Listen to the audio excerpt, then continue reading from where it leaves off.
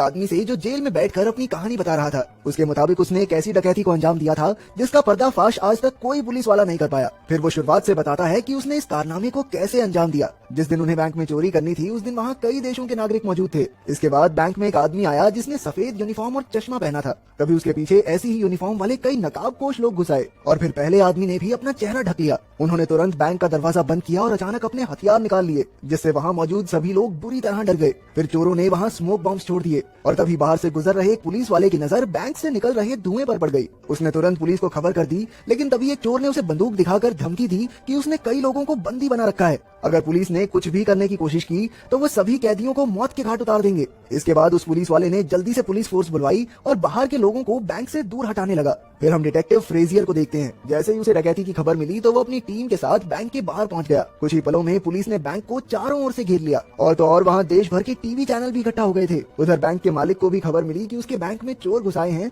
और लोगों को बंदी बना लिया गया है। इधर डिटेक्टिव फ्रेजर और डिटेक्टिव मिलर ने अपनी जांच शुरू कर दी थी। वहीं बैंक में चोरों ने सभी हॉस्टेजेस को एक जगह इकट्ठा किया और सबके फोन जब्त करके एक लिफाफे में डाल दिए। लेकिन बैंक में काम करने वाले पीटर ने उनसे कहा कि वो अपना फोन घर पर ही भुलाया है। तब एक चोर ने किसी का फोन लेकर पीटर के नंबर पर कॉल किया और तभी ऑफिस से उसका फोन बजने की आवाज आने लगी। अब बेचारे पीटर की हवा टाइट हो चुकी थी और उसने चोरों से माफी मांगना शुरू कर दिया। लेकिन गैंग लीडर गुस्से में उसे घसीटकर ऑफिस में ले गया और उसे तब तक पीटा जब तक वो बेहोश नहीं हो गया। आखिरकार उसने बाहर आकर सबको धमकाया कि जिसने भी चालाकी करने की कोशिश की उसका यही हाल होगा। इसके बाद उसने सभी हॉस्टेजेस के कपड़े जबरदस्ती उतरवाकर उन्हें बिल्कुल अपने साथियों जैसे कपड़े पहना दिए। उधर देश भर में डकैती की खबर आग की तरह फैल चुकी थी। तभी बैंक में मौजूद एक बूढ़े आदमी को दिल का दौरा पड़ गया, इसलिए चोरों को मजबूरन उसे बैंक से बाहर भेजना पड़ा। उसके बाहर आते ही पुलिस ने उससे काफी पूछताछ की, लेकिन उन्हें सिर्फ इतना ही पता चला कि अंदर यूनिफॉर्म पहने 4 चोर हैं और उनके पास हथियार भी हैं। इसके बाद हम देखते हैं कि बैंक के मालिक आर्थर ने मैडलिन नाम की एक लड़की को फोन करके मिलने बुलाया। जैसे ही वो आर्थर से मिली तो उसने कहा कि वो जानती है उस बैंक की एक तिजोरी में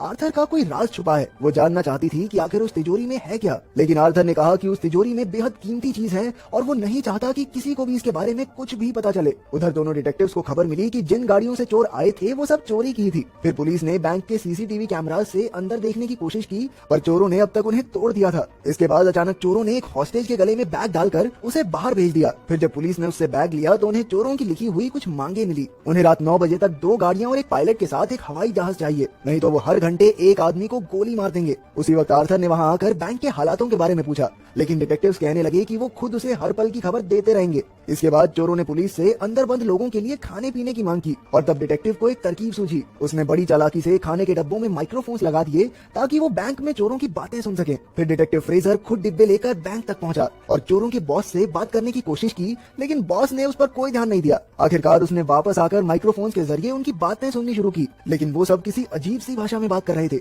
आखिरकार उन्होंने एक औरत को बुलाया जो ये भाषा जानती थी, लेकिन उस औरत ने बताया कि ये सिर्फ अल्बेनिया के राष्ट्रपति का भाषण है और कुछ नहीं। असल में चोर काफी शातिर थे और ये पहले से जानते थे कि फ्रेजर चालाकी जरूर करेगा, इसलिए उन्होंने भी उसका वक्त बर्बाद करके थोड़ा फायदा उठा लिया। उधर बैंक में रसल और उसके साथी ने वही तिजोरी खोली और बैंक के मालिक के खुफिया कागजात चुरा कर कीमती हीरे वहीं छोड़ दिए। इधर शहर का मेयर मैडलिन के साथ फ्रेजर से मिलने आ पहुंचा। उसने कहा कि मैडलिन इस केस में उसकी मदद कर सकती है, लेकिन फ्रेजर ने इसके लिए साफ मना कर दिया। तभी रसल ने उसे बैंक से फोन किया और अपनी मांगे पूरी करवाने का दबाव बनाने लगा, पर फ्रेजर ने कहा कि उसे अभी थोड़ा और वक्त चाहिए। उधर मैडलिन ने सीधा रसल को फोन किया और कहा कि वो पुलिस वाली तो नहीं है, लेकिन उसके पास रसल के लिए एक बेहतरीन ऑफर है। आखिरकार रसल ने उसे बैंक में मिलने बुला लिया। जब वो अंदर पहुंची तो उसने रसल से कहा कि पुलिस तो जरूर उसे पूरी उम्र के लिए जेल में कैद कर देगी, लेकिन अगर वो मैडलिन का साथ देगा तो वो उसे बिना किसी इल्जाम के बरी करवा सकती है। साथ ही साथ उसे इस काम के लिए $20 लाख भी मिलेंगे। इस पर रसल ने कहा, देखो मैडम, कहानियां बुनना बंद करो और बताओ कि ये काम है किसका। लेकिन मैडलिन ने कोई नाम बताने से इनकार कर दिया। तब रसल ने उसे एक कहानी सुनाई।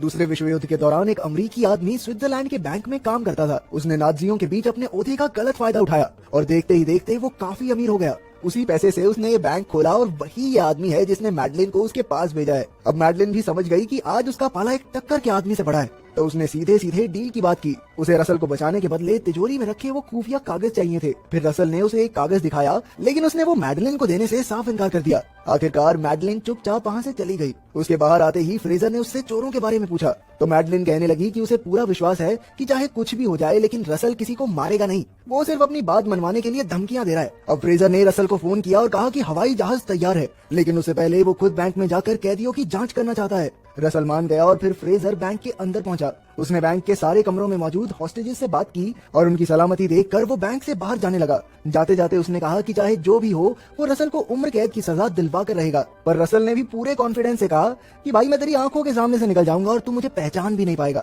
ये सुनकर फ्रेजर ने अचानक उस पर हमला कर दिया, पर एक दूसरे चोर ने पीछे से उसके सर पर बंदूक रख दी। फिर रसल ने कहा, अगर अब हमारी मांगे पूरी नहीं हुई ना तो ये सब के सब एक एक करके मरेंगे, समझा। आखिरकार फ्रेजर वापस पुलिस टेंट में लौट आया और अब उसे भी यकीन हो चुका था कि रसल किसी को जान से तो नहीं मार सकता। उसी वक्त एक ऑफिसर ने वहां आकर फ्रेजर को बताया कि उसे केस से निकाल दिया गया है और उसकी जगह अब कोई और डिटेक्टिव लेगा। असल में जो नया कैप्टन था वो बैंक पर हमला करके आम लोगों को चोरों से आजाद करवाने का प्लान बना रहा था और तो और उन्हें बॉम्ब्स को भी ढूंढना था जो चोरों ने बैंक में लगाए थे। उधर फ्रेजर को अचानक चोरों के भेजे हुए बैग में एक डिवाइस मिला तो उसे समझ आया कि अब तक वो चोर पुलिस की सारी बातें सुन रहे थे।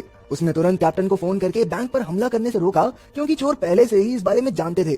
वहीं बैंक के अंदर चोरों की गैंग सच में पुलिस का सामना करने की तैयारी कर रही थी। उन्होंने सारे हॉस्टेजेस को इकट्ठा करके पहले माले पर भेज दिया और नीचे के माले पर जबरदस्त धमाके कर दिए। फिर उन्होंने सभी हॉस्टेजेस को रिहा कर दिया और खुद भी भगदड़ में उनके साथ ही बाहर आ गए। तभी कैप्टन ने सभी पुलिस वालों को गोलियां चलाने से रोका क्योंकि अंदर फंसे सारे आम आदमी बाहर आ रहे थे। पुलिस ने सबको गिरफ्तार कर लिया और सीधा बैंक में घुसकर चप्पा चप्पा छान मारा, लेकिन उन्हें चोरों का नामो निशान तक नहीं मिला। हैरानी की बात तो ये थी कि चोरों ने पैसों को तो हाथ तक नहीं लगाया और तो और उनके सारे हथियार भी नकली थे। अब वो समझ गए कि सारे चोर बाकी लोगों के साथ ही बाहर निकल गए हैं, इसलिए उन्होंने एक एक इंसान से कड़ी पूछताछ की। लेकिन इतनी कोशिश के बाद भी वो असली चोरों की पहचान नहीं कर पाए क्योंकि उनके चेहरे तो किसी ने नहीं देखे थे। आखिरकार सरकार के ऑफिसर्स वहां पहुंचे और उन्होंने फ्रेजर को कोई सबूत न मिलने की वजह से केस बंद करने को कहा। फ्रेजर ने वहां तो हाँ कर दी, लेकिन वो इस केस को सुलझाए बिना मानने वाला नहीं था। उधर मैडलिन बैंक के मालिक आर्थर से मिली और उसे बताया कि रसल ने वो खुफिया फाइल चुरा कर अपने पास रख ली है ताकि आर्थर उसके खिलाफ कोई कदम न उठा सके। असल में उस फाइल के अंदर आर्थर के खिलाफ सबूत थे कि कैसे उसने दूसरे विश्व युद्ध के दौरान यहूदियों के साथ बदसलूकी करके नाज़ियों से करोड़ों रुपए कमाए थे और शायद इसी कारण से चोरों ने आर्थर से बदला लेने के लिए बैंक में डाका डाला। आखिरकार आर्थर ने खुद की सफाई में कहा कि वो काफी जवान था और सफलता का नशा उसके सर पर चढ़ गया था, जिस वजह से वो अच्छे बुरे का फर्क ही भूल गया। इसके बाद हम फिर से रसल को देखते हैं, लेकिन वो जेल में नहीं बल्कि एक छोटे से कमरे में था। असल में जब उसने तिजोरी से फाइल चुराई तो उसने बैंक के मालिक के बेशकीमती हीरे भी चुरा लिए थे और फिर वो बैंक के अंदर ही एक खुफिया कमरे में छिप गया। इस घटना के पूरे एक हफ्ते बाद उसके साथी उसे बैंक से लेने आए,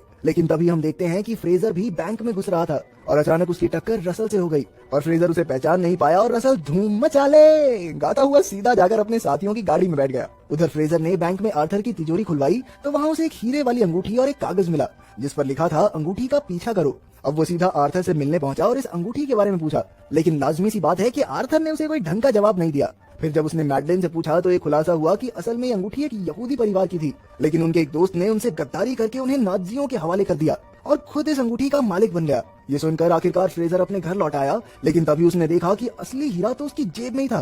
तब उसे एहसास हुआ कि बैंक में जिस आदमी से वो टकराया था वो रसल ही था। आखिरकार रसल ने अपनी बात पूरी कर दी थी। वो उसकी आंखों के सामने से निकल गया और फ्रेजर उसे फिर भी पकड़ नहीं पाया। लेकिन रसल तो फाइल के अलावा कुछ चुराने आया ही नहीं था। वो जानता था कि फ्रेजर को पैसों की सख्त जरूरत थी, इसलिए उसने ये हीरा चुरा कर फ्रेजर की जेब में रख दिया ताकि उसकी